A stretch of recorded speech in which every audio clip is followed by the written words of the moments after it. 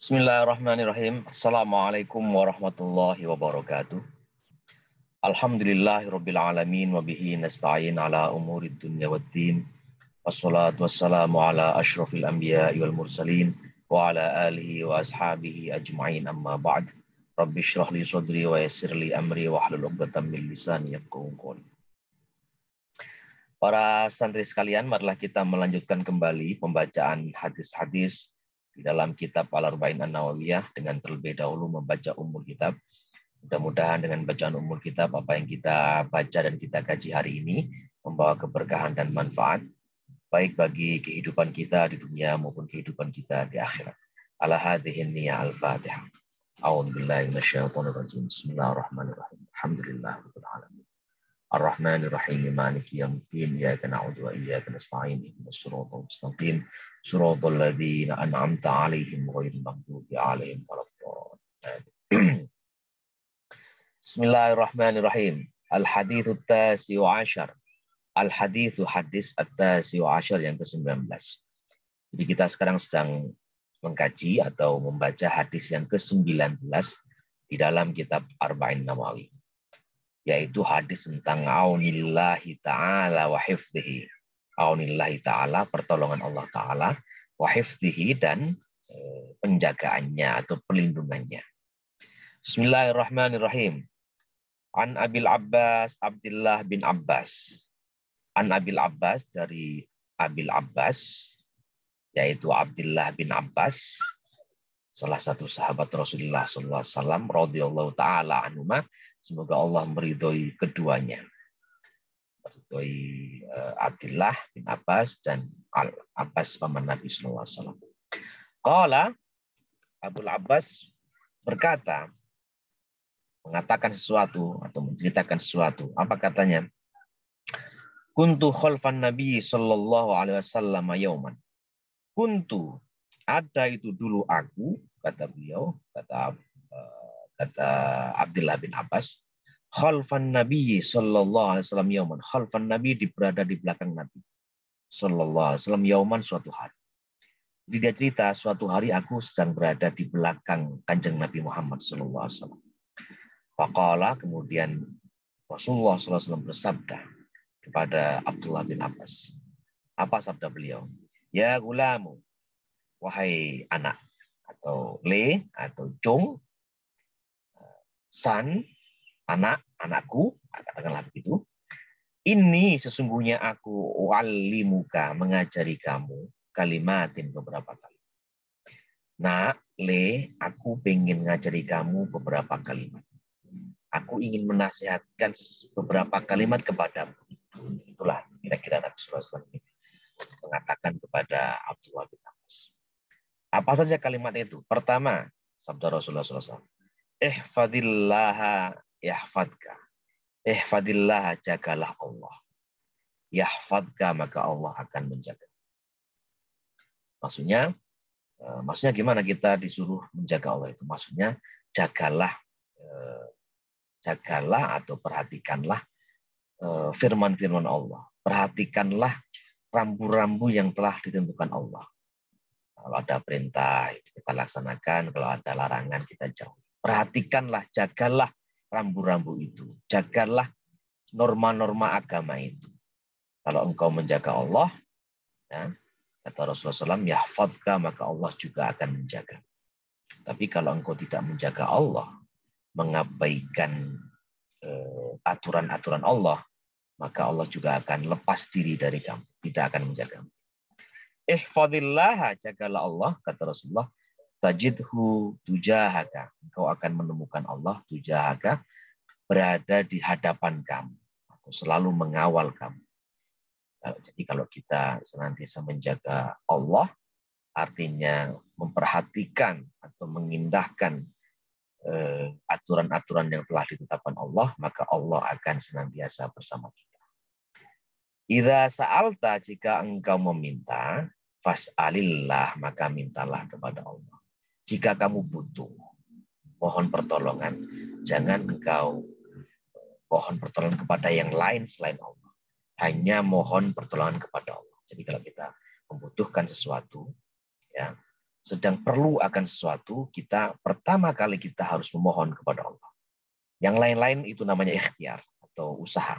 Tetapi pokoknya kita harus berharap meminta hanya kepada Allah. Jangan berharap atau jangan meminta kepada selain Allah. Wa idza sta'anta, jika engkau meminta pertolongan, ya, jika engkau meminta pertolongan, fasta'in billah, maka mintalah pertolongan kepada Allah. Jadi ini senada dengan yang kalimat sebelumnya. Idza sa'alta, jika engkau meminta, membutuhkan sesuatu, fas'alillah, maka mintalah kepada Allah. Dan juga jika engkau meminta pertolongan, ya, minta pertolongan, fasta'in billah, maka mintalah tolong kepada Allah. Ini misalnya kita sedang berada di dalam situasi yang sulit, mengalami kesulitan, ya. Pertama kali kita harus meminta pertolongan kepada Allah. Kalau kemudian kita minta pertolongan pada sahabat, pada orang tua, pada teman-teman kita, semuanya itu adalah ikhtiar. Hati kita, harapan kita, ya, harapan kita itu hanya kepada Allah. Kita minta tolong pada Allah, kita berharap Allah akan membantu. Sekali lagi, kalau kita berharap kepada selain Allah, kita bisa saja akan merasa kecewa. Ya. Bahkan seringkali kita merasa kecewa kalau kita minta tolong kepada selain Allah. Jadi hanyalah berharap kepada Allah.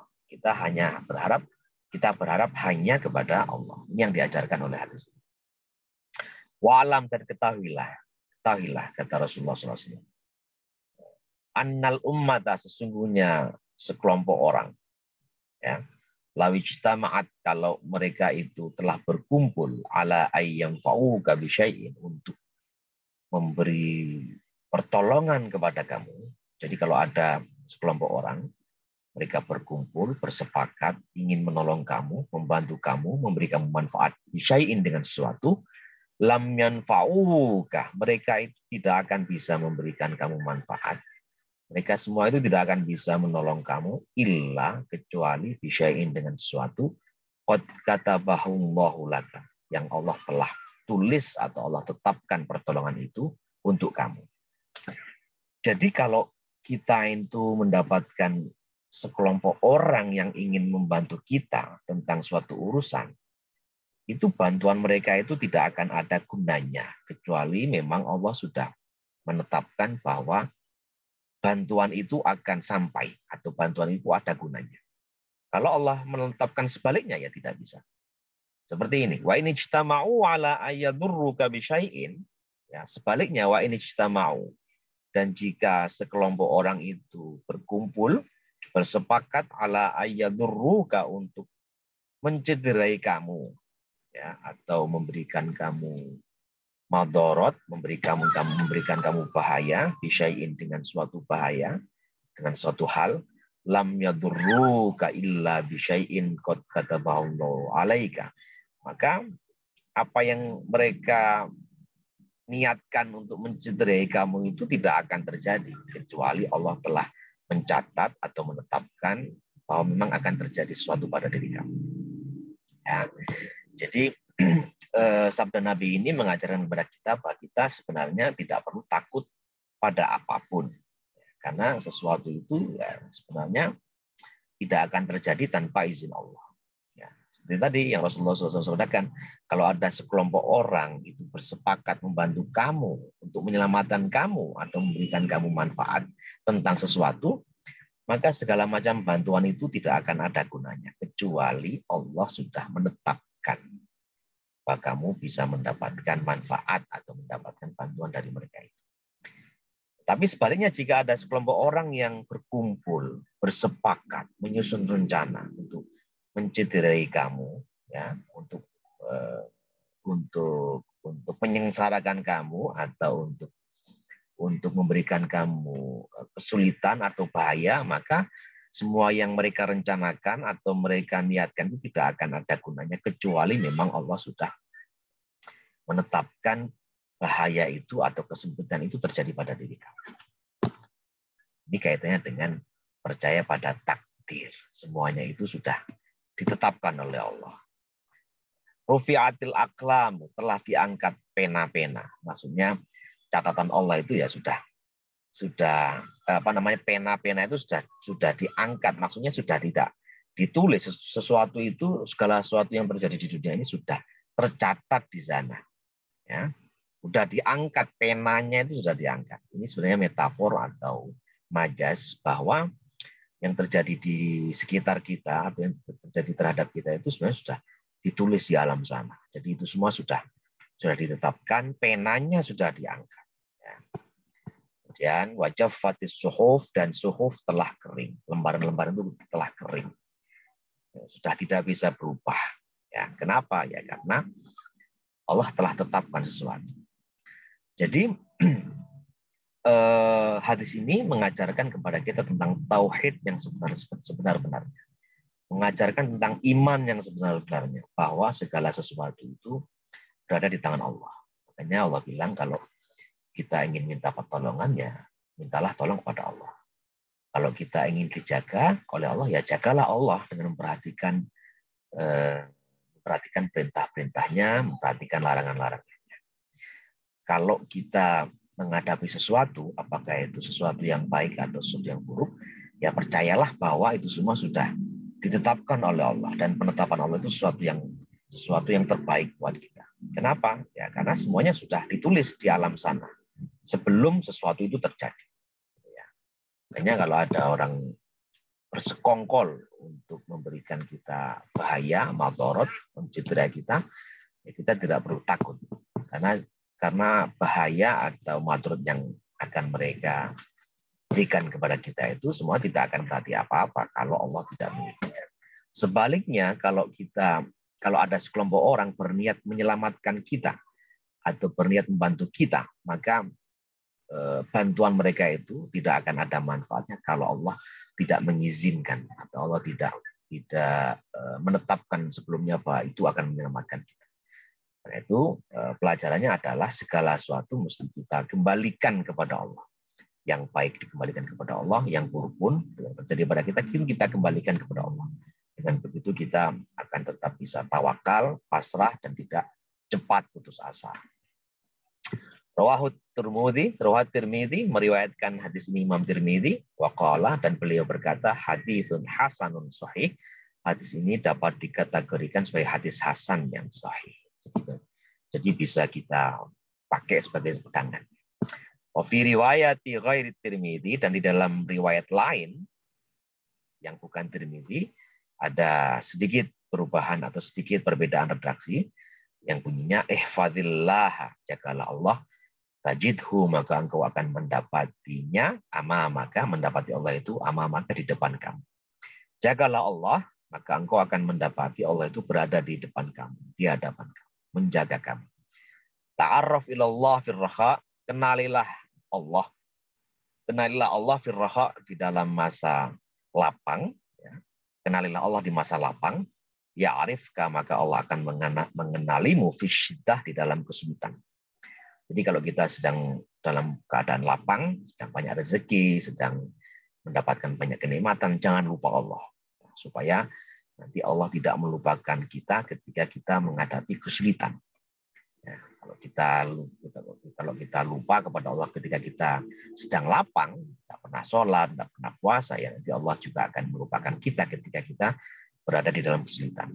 Wa'alam, dan ketahuilah annama akhta'aka lam yakun liusibaka. Wa'alam, dan ketahuilah anna, sesungguhnya apa-apa akhta'aka yang Allah telah tetapkan kepada kamu luput, apa yang telah Allah tetapkan luput untuk kamu, lam yakun liusibaka, tidak akan bisa menimpa kamu. Jadi kalau misalnya ada bahaya, Allah telah tetapkan bahwa bahaya itu akan luput dari kamu, ya bahaya itu tidak akan menimpa kamu.